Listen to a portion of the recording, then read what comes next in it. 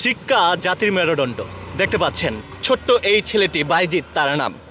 তিনি মেন যে প্রধান সড়কটি রয়েছে, প্রধান সড়ক দিয়ে সে স্কুল শেষ করে বাড়ি ফিরছিলেন। আমরা এমন একটা পরিস্থিতিতে তাকে পেয়ে যাই। দেখুন এই ছেলেটি ঠিক এভাবেই, মানে সে হচ্ছে শারীরিক প্রতিবন্ধী। আমি জানি না এই ছেলেটি আসলে জন্মগত হয়েছে না কোনোভাবে এই রোগটির কারণে হয়েছে। আমরা সমস্ত তথ্য আপনাদেরকে একটু জানানোর চেষ্টা করব। দেখলাম এই ছেলেটি এটি ঠেলে ঠেলে ঠিক স্কুলে যাচ্ছে। দেখি একটু হাঁটো তো, একটু হাঁটো তো, তুমি কিভাবে হাঁটো একটু দেখি। হ্যাঁ, একটু দেখতে পাচ্ছেন, আমরা যেমনটা দেখতে পাচ্ছি। দেখেন সে এই যে স্কুলে থেকে বাড়ি ফিরতেছিলেন। এটার ভিতরে কি? এটার ভিতরে হচ্ছে গিয়া স্কুল বই। আমরা দেখি আসলে এটার ভিতরে কি আছে। হ্যাঁ, যেমনটা আমরা দেখতে পাচ্ছি, দেখেন এটা হচ্ছে খাতা আর এখানে হচ্ছে গিয়া বই রয়েছে। তো আমি বিষয়টি দেখে রীতিমতো অবাক হয়ে গেলাম। আমরা এই ছেলেটির সঙ্গে একটু কথা বলবো যে ছেলেটির বাবা মা আছে কিনা। তো আমরা একটু কথা বলতে চাই। তুমি কি হাঁপিয়ে গেছো? হরান হয়ে গেছো? আচ্ছা, তোমার নাম জানো, কি বললা? ফয়সাল। ফয়সাল না? ফয়সাল তোমার নাম। একটু দাঁড়াবো ফয়সাল, একটু দাঁড়াও। আচ্ছা, তোমার কি হয়? ভাই। তোমার ভাই। তোমার কি হয়? চাচাতো ভাই। চাচাতো ভাই। তুমি কোন ক্লাসে পড়ো? টুপটুপি তুতে। ক্লাস 2-তে। হ্যাঁ। আচ্ছা, তোমার নাম কি? হাবিবা। হাবিবা, খুব সুন্দর। তোমার নাম কি? তানিয়া। তানিয়া। তোমরা কি দুজন বান্ধবী? দুজন বান্ধবী? এটা কি হয় তোমার? তোমার ভাই হয়। আচ্ছা, বাইজিৎ তোমার নাম? বাইজিৎ, তোমার বাবা মা আছে?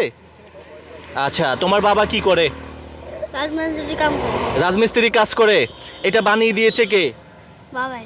আচ্ছা বাইজিৎ, তুমি যখন স্কুলে আসা যাওয়া করো কষ্ট হয় না এটা দিয়ে ঠেলে ঠেলে?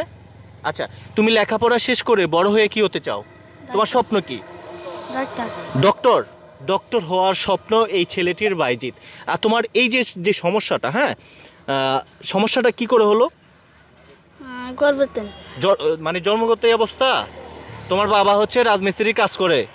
আচ্ছা, তুমি বড় হয়ে তোমার স্বপ্ন হচ্ছে ডক্টর হতে চাও। দর্শক যারা যেখান থেকে আজকের এই ভিডিওটি দেখছেন, কে কোথা থেকে শুনছেন, আজ আমরা রয়েছি দ্বীপ জেলার ভোলায়, অর্থাৎ বাংলা বাজার থেকে আমরা ভোলা সদরে যাওয়ার পথে দেখলাম এই ছেলেটি মেন সড়ক দিয়ে সে স্কুল শেষ করে বাড়ি ফিরছিলেন। বিষয়টি দেখে আমি রীতিমতো অবাক হয়ে গেলাম। দেখুন শিক্ষা জাতির মেরুদণ্ড, কতটা কষ্ট করে এই ছেলেটি বাড়ি ফিরছিলেন স্কুল শেষ করে। ঠিক এভাবেই অনেক কষ্ট করে আবার বাড়ি থেকে স্কুলে চলে যান।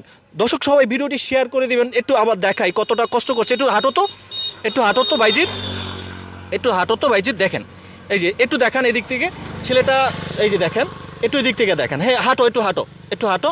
হ্যাঁ, এই যে দেখতে পাচ্ছেন, দেখেন ছেলেটার অবস্থা কতটা অদনপদন। এই অবস্থায় সে ছেলেটা স্কুলে লেখাপড়া করছেন। আমরা এখানকার স্থানীয় লোকজনের সাথে একটু কথা বলতে চাই। আচ্ছা, আপনার কি হয় ছেলেটি? আমার ওই চাচাতো বাড়ি বেটা। চাচাতো ভাই। আচ্ছা, এই বাড়ি কি আশেপাশে? এই বাড়ি, এই বাড়ি পারিবেন। আপনি চিনেন? জি। হ্যাঁ, এই ছেলেটি এভাবেই স্কুলে আসা যাওয়া করে? জি, নিয়মিত এভাবে যাওয়া। নিয়মিত এভাবে আসা যাওয়া করে। আপনি কি বলতে চান? আমি চিনি না, তো দেই ফেরার সময় ইন্ডিয়া যায় এর ভাবেই। আচ্ছা, আপনি কি বলতে চান? ছেলেটি কি দেখ? আমি পথযাত্রী, তো আমি এখানে না, আমি মার্কেটিং জব করি।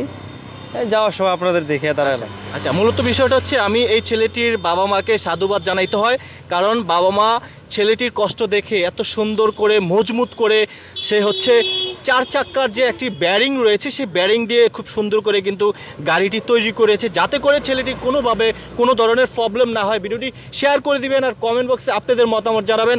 আমি ছিলাম ভোলা জেলা থেকে এই মুহূর্তে আরিফ হায়দার।